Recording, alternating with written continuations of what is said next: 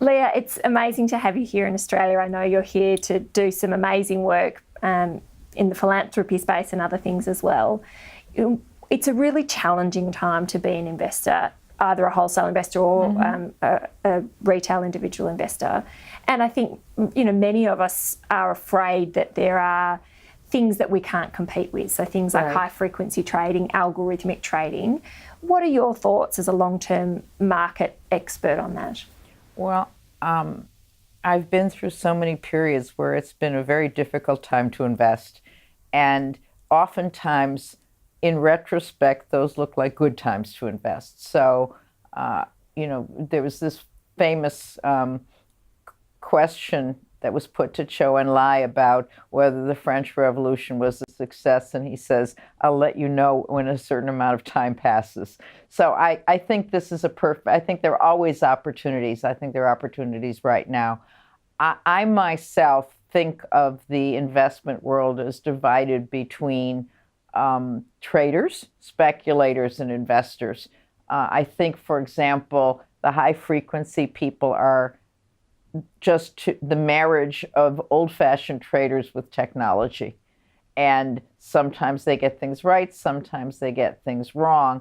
They don't hurt you if you are in the market and not being taken out by them. There's always been sort of a romance around speculators who take big positions. George Soros betting against the Bank of England is the classic. Which I think at that, you launched the Acorn Fund in the same week. Yes, the week that he did that. So that's that was 1992. Exactly right. 1992, that's and right. You were named that fund was incredibly successful. That was one of the first international small cap funds in the United States. So it was a good opportunity.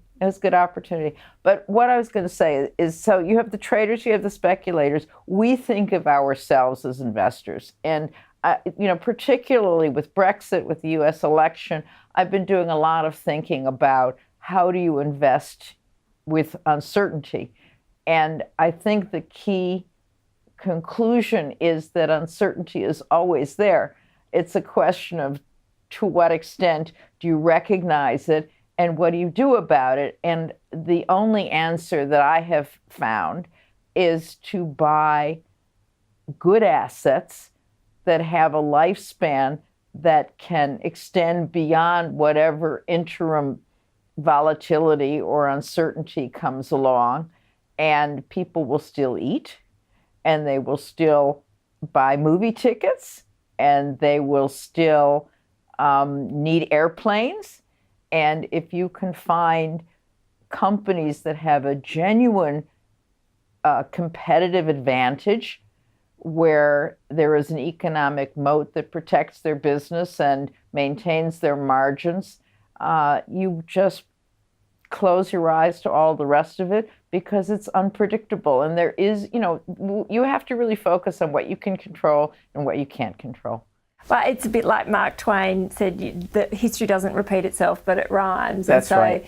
Yes, the things that are disrupting commerce or disrupting markets are different, but it's similar to things we've had in the past. So we shouldn't worry excessively. Well, what I try to do is I try to look for really exceptional business models that I understand. Okay, that we used to have a phrase in our business, can you explain it to your grandmother? Okay, do I understand why this company does well? And therefore, if something happens where they cease to do well, I should also understand what went wrong. And if I can really understand why they have a better mousetrap, then I won't worry about it. Well, I think it's great advice. So thank you so much for sharing it with us. Thank you for inviting me.